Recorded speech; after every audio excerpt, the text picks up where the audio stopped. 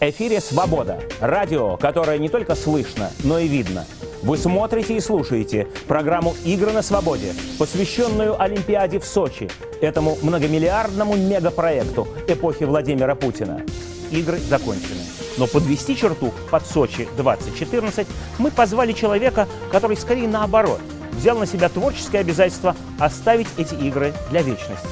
Известный российский кинорежиссер-документалист Сергей Мирошниченко по заказу Международного олимпийского комитета снимает масштабный фильм о Сочинской Олимпиаде.